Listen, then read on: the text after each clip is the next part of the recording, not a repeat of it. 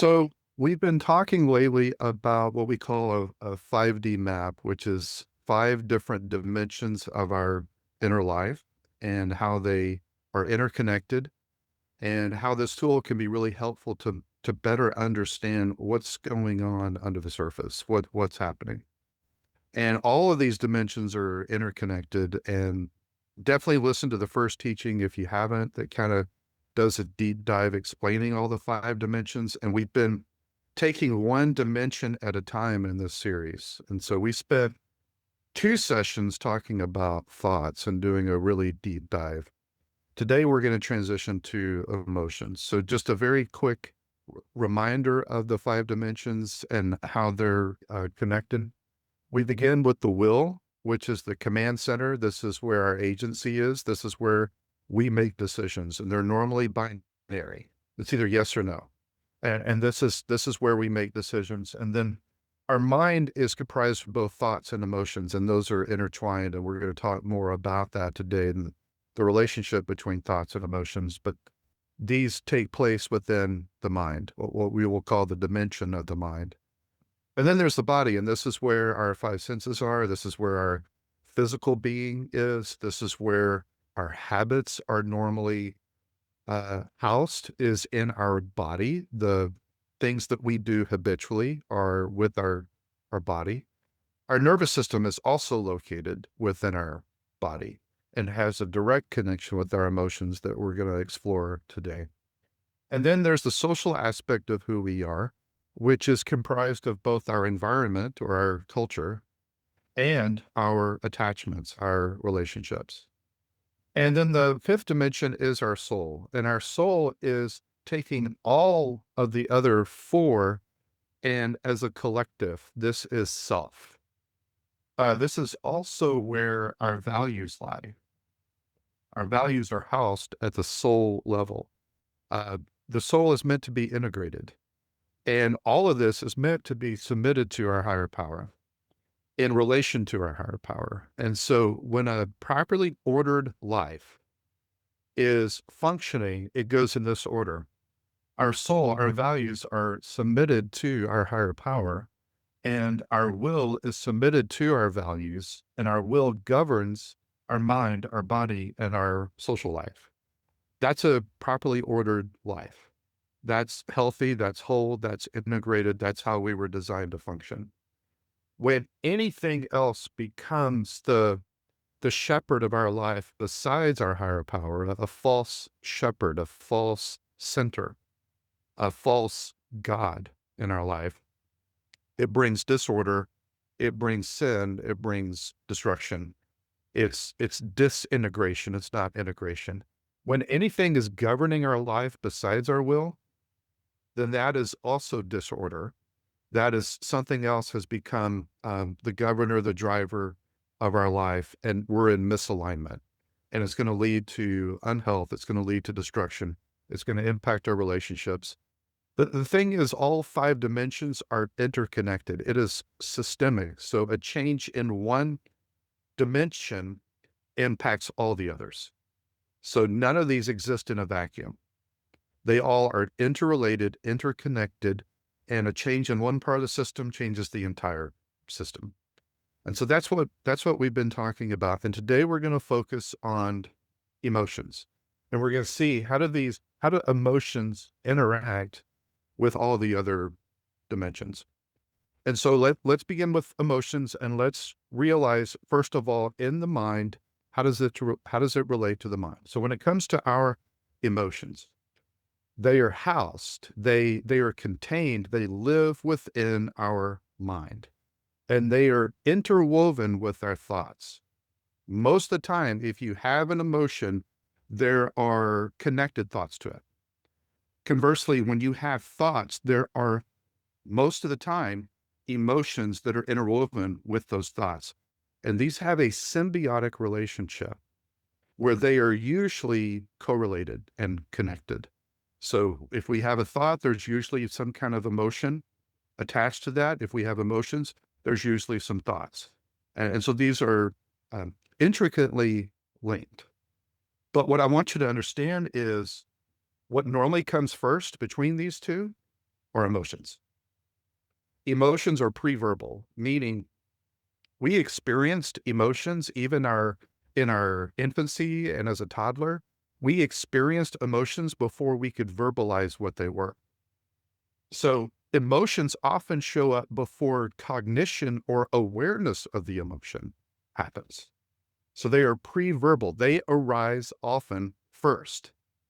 In fact, with a lot of emotions, you will experience the emotion and it will have an embodied effect on your body before cognitively you realize what is that emotion, and you're able to identify it or label it or understand it. So although these are interrelated, the one that often comes first is emotion. And what can happen in this relationship is called a feedback loop. And we see this often, especially in recovery for both the betrayer and the betrayed. And a feedback loop can look like this. I can have a thought, I can have an emotion. That emotion intensifies the thought intensifies the emotion, and now there's kind of this OCD loop that can begin to feed itself where uh, we can really be driven into a state of hypervigilance in our nervous system because of this feedback loop that's going on. Where if you are having an emotion that is unpleasant, unwanted, and you want it to dissipate, or you want to lower the volume of that emotion, we do not have agency with our will to control or choose our emotions. So that's a limit of our willpower. However, we are able to govern and choose. We have agency over our thoughts. In particular, what are we meditating on? What are we focusing on? What are we ruminating on? So if this feedback loop is happening, the best way to disrupt that pattern is not with our emotions, but with our thoughts, to where we can identify our thoughts, we can challenge our thoughts, we can replace our thoughts so that this loop, this intensification begins to slow down. The other thing I want you to know about emotions that are located within our mind is that they reveal what our priorities are quite often. So emotions are data, it's feedback to ourself. And one of the things it gives us feedback about is what's really important to us. What do we care about? What do we prioritize? Let me give you an example. If we look at relationships, if we look at our attachments or whatever, a stranger can provide a criticism to you, and our emotion related to that criticism might be pretty minor. It's not a strong emotion because they're not a priority. We don't really care so much what that stranger thinks. But if that same criticism verbatim is expressed by a significant attachment in our life, our emotion in response to those words is greatly magnified because that is giving us feedback that I care about this person. I care about what they think, and they are a priority to me. So emotions are data, they're feedback that can reveal our attachments and our priorities, what we really care about. Emotions are never meant to be drivers. They are great signals. It's great feedback. It's helpful data, but it's never meant to govern our life. We are meant to be governed by our will that's in alignment with our values. When we begin to be governed by our emotions, it causes all kinds of problems in our life. So emotions are not meant to be drivers. They're never meant to be the driver of the bus. They're meant to be a passenger on the bus that provides helpful data for the driver, for our will. But it's not meant to be the governor. So the first thing I want you to understand about emotions is that this is where they're located, and they are interwoven with our thoughts. The second thing I want you to notice is that emotions strongly influence our will. And we need to be aware of that. In fact, emotions can help determine what our will thinks is even possible. So emotions are not meant to be governors. They're not meant to drive the bus. But when they become governors, when they begin to dominate the will, and now they are driving, it's usually because of three reasons. And let me give you those reasons. The first is some kind of injury. We've experienced some kind of emotional injury, and it has caused our nervous system and our body to stay in survival mode. And because we are in survival mode, that emotion is amplified. It's magnified, and it can begin to dominate our will. When that happens, until we deal with that injury, that emotion can be the driver of the bus. Now, there are 5 survival emotions that can dominate, strongly influence our will. They can become drivers. These are emotions that are survival emotions, meaning we're in survival mode. Our nervous system is activated and we're stuck in that mode. And there can be 5 different emotions that are considered to be survival emotions that can dominate our will. And that leads to disorder in our life. The first one is fear. Fear is helpful feedback. It is a horrible leader. We were never meant to live fear-driven lives. But I know so many men and women that is their reality. The way fear influences our will is it begins to convince our will that we have few or no options. This leads to what some call learned helplessness, where you have more options than you think you do. You have more agency than you think you do, but your fear is influencing your will to think, I have no options. I'm helpless. I've got no agency in this situation. Therefore, we take no risk. For example, men, if you are still engaged in the habit of lying, you are being driven by fear. Most lying is basically influencing our will to go against our values, which is to be an honest person, and to use our lips to lie to our partner. We are being fear driven, and all 5 dimensions are being impacted by that. Most lying is fear filtering. And until you deal with that survival emotion, until you deal with that fear and put it at the back of the bus, it's going to continue to drive and you're going to continue to engage in that habit of lying. It is a fear-based response. It's a survival instinct. And it may have worked for you as a child, but in an intimate relationship, it is not working for you. Now, the second survival emotion that can show up when emotions begin to dominate the will is shame.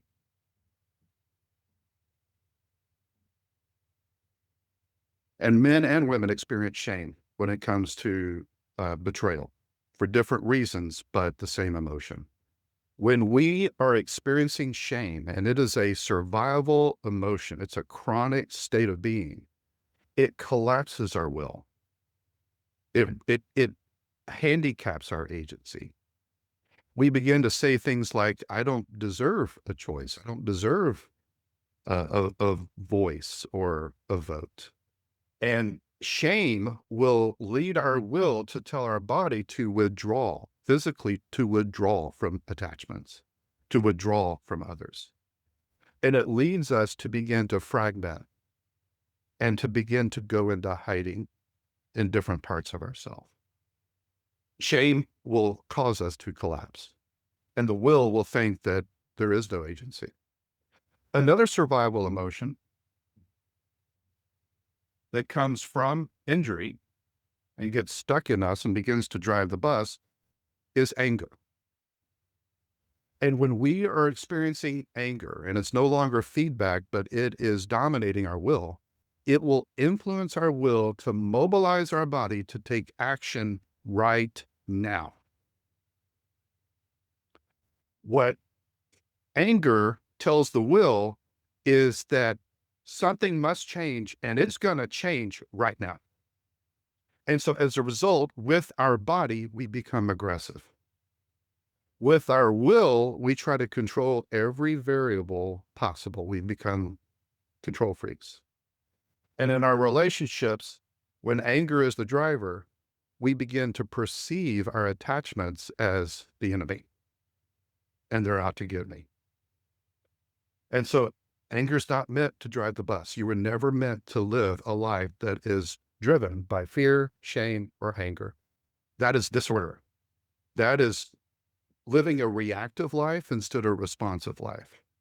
A responsive life is my will is submitted to my values and I don't cross my values. And when something is going on, I respond according to my values. I'm living a value-driven life. Emotions are feedback, but they're not the driver. But when emotions are the driver, we're not responding to situations, we're reacting, often against our values. And what was meant to be a signal has now become a supervisor. Emotions were meant to be a light on the dashboard of our vehicle, but now we've given them the keys and they're driving the vehicle. A fourth survival emotion is despair, hopelessness. And the survival instinct of despair and hopelessness is to freeze. Your will freeze. So the survival instinct is to fight, flight, or freeze. Fear can lead to all three. Shame leads to either fight or flight. Anger leads to fight, but despair leads to freeze. And what you will say to your will is, why even try? It's hopeless. There's no point in going on. Just total despair. And then the fifth survival emotion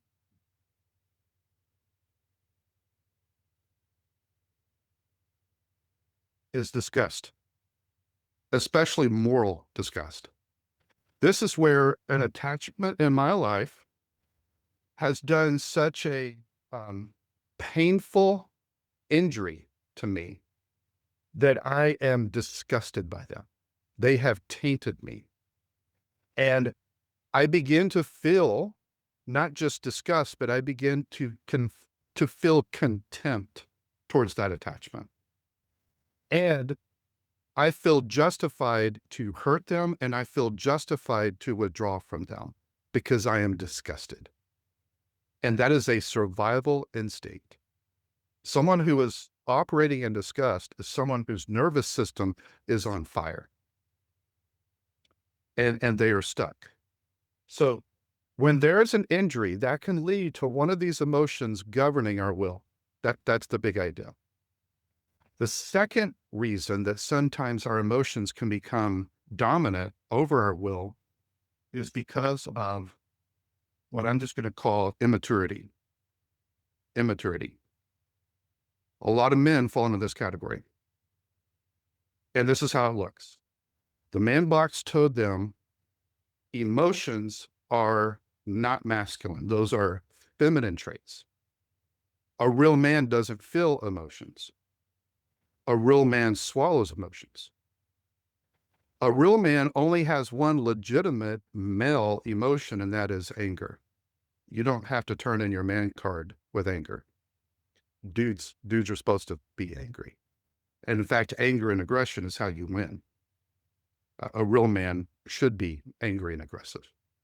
So because of that collective socialization of what we were told as boys, what a real man is, it led to emotional immaturity where no one helped us identify our emotions.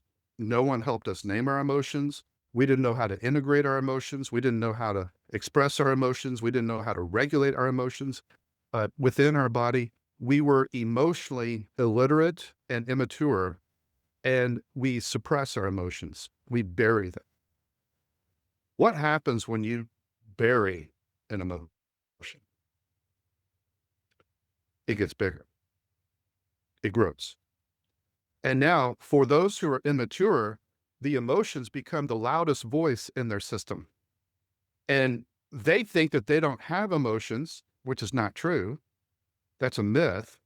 But what's actually happening is their emotions are driving their life and dominating their will because of their immaturity. Now, the third reason that emotions can become dominant, can govern our lives and dominate our will is what I'm going to call idolatry. That is, emotions have now become God.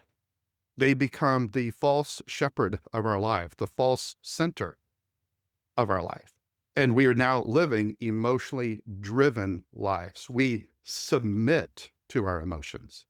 They're driving the bus. And now we begin to adopt this mantra that my whole life, my whole existence is emotionally based. I want to avoid pain and pursue pleasure. And if it feels good, do it. And now everything, every decision is just based on emotions. And emotions have become the false shepherd that guide and guard our life. That is idolatry. That is a false center. That is misalignment. That is disorder in our life. So emotions influence the will, and they may dominate the will either through injury, immaturity, or idolatry. Let's move on to the body. Emotions, every time you have an emotion, it is an embodied event. You experience it in your body. And it impacts our body in 5 ways. Number 1, every emotion impacts your nervous system in some way. Both the sympathetic and parasympathetic nervous system, they are impacted by your emotions. They live in the mind, but they activate the body. Your emotions live in the mind, they influence the will, but they activate your body. And one way they activate your body is your nervous system. Secondly, they create changes in hormones. That is a embodied event. Thirdly, they affect your muscles. Your muscles either tense or release based upon the emotion. Fourthly, it actually affects your breathing pattern. Certain emotions will cause breathing to become labored or restricted. And finally, emotions activate our body. Emotions are embodied events that impact our posture or our movement. So let me give you a couple of examples. If I'm feeling anxiety, for example, my body begins to experience shallow breathing. Perhaps my chest gets tight. Or if I'm experiencing the emotion of anger, my body, when I feel anger, my my face turns red. My body temperature goes up. I often begin to sweat. My breathing becomes more shallow and more difficult. And I notice a tightening in both my jaw and often my grip, my fist, my fingers. If I'm feeling the emotion of sadness, often in the body, I will begin to feel this heaviness just all over my body. And my movements are actually slower. So it affects posture and movement. If I'm feeling happy, then often in my body, that is very energizing.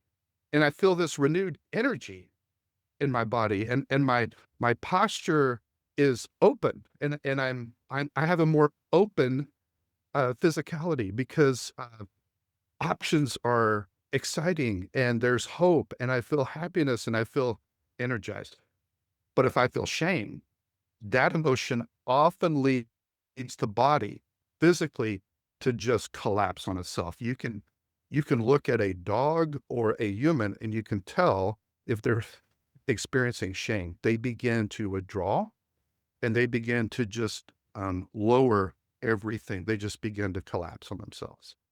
So, what we know so far, emotions live in the mind, they are interwoven with our thoughts, they influence our will, and they activate our body in many different ways. Every emotion is an embodied experience.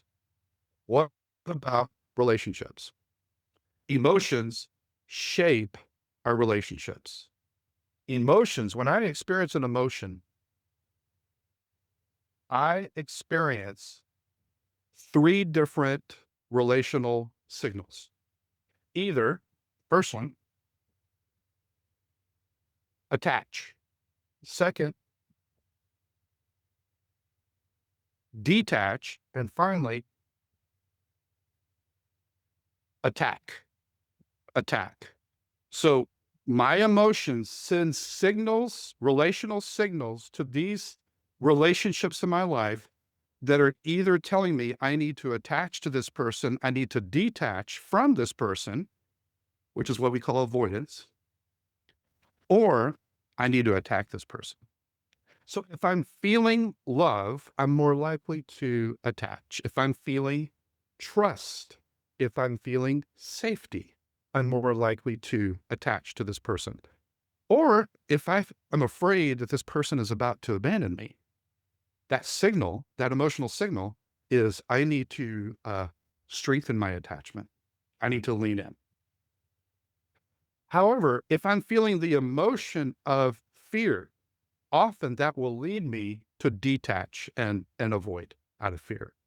If I'm feeling the emotion of shame, I'm definitely going to detach. I'm going to withdraw. I'm going to avoid.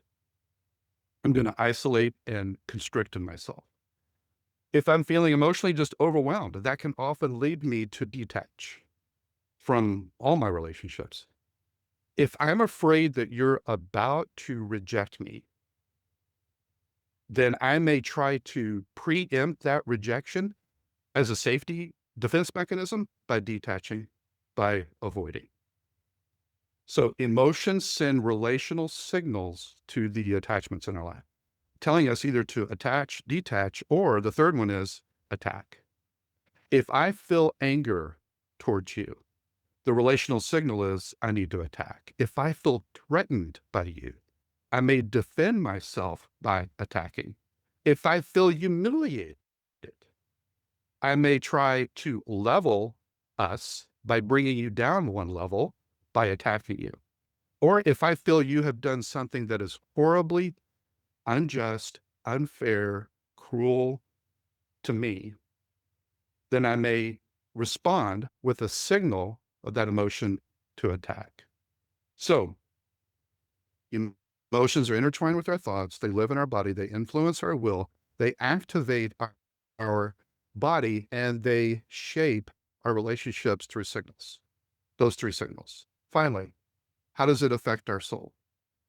When it comes to our soul, our emotions are going to impact the soul's sense of either integration or fragmentation. Let me unpack that. What does integration look like when it comes to emotions and how they impact and influence the soul? Integration is this. Integration is where I recognize my emotions, I allow my emotions, I embrace my emotions, I feel them, I experience them, I allow them to have their activating influence on my body. I don't allow them to dominate my will. I know how to interpret them and I know how to present this emotion to self, to a safe attachment, and to God. That's integration. That's integration. The result is I feel this coherence. I feel this peace. I feel this trust in myself. I feel this capacity. This is so important. I feel this capacity to be present with my emotions. I don't feel the need to escape. I don't feel the need to avoid. And because I can be present with my emotions, I can be present for your emotions. Integration is the foundation of empathy. If I can be self-attuned, then I have the capacity to be socially attuned to you. But if I don't have that integration, if I don't have that capacity, then it leads to fragmentation. Fragmentation in our soul is where emotions are suppressed, they are denied.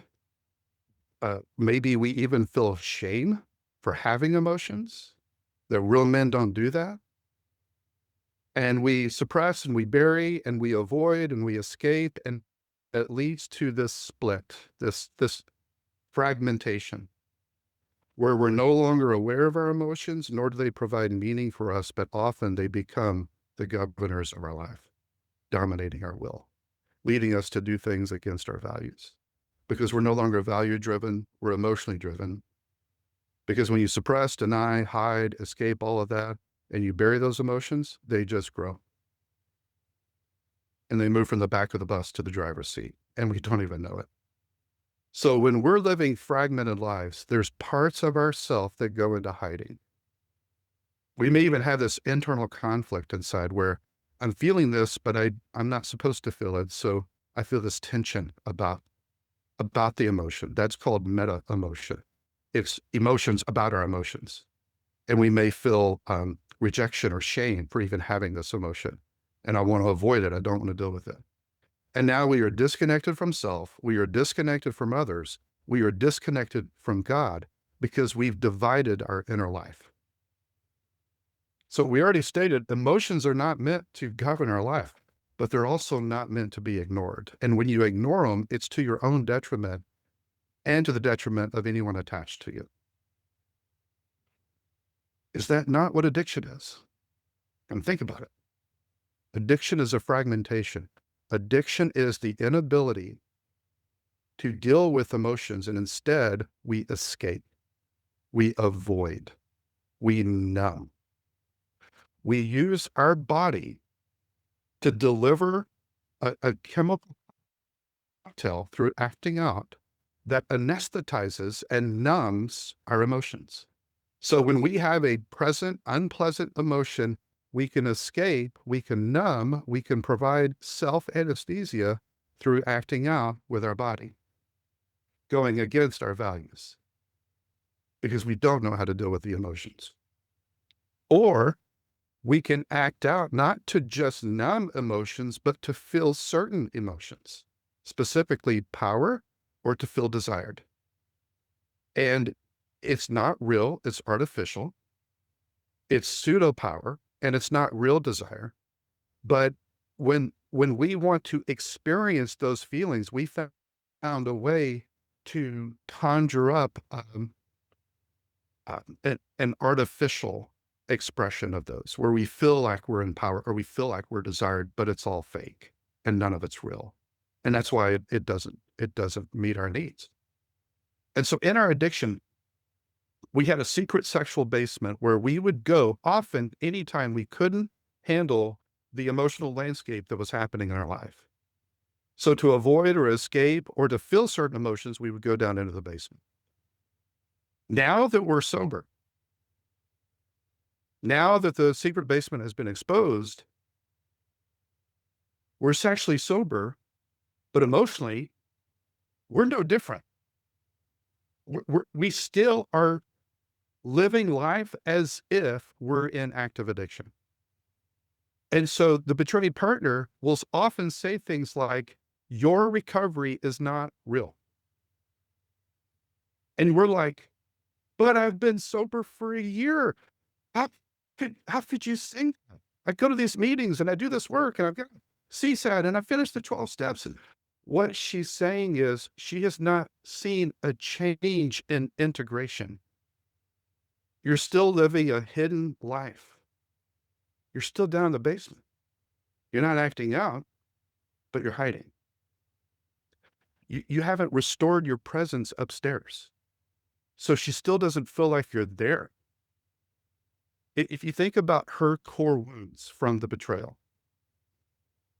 from your betrayal, she felt disconnected from you. She realized that you were deceiving her. You had a lack of emotional, authentic presence with her. You had no empathy, or you wouldn't have done what you did, and you hid your inner life from her.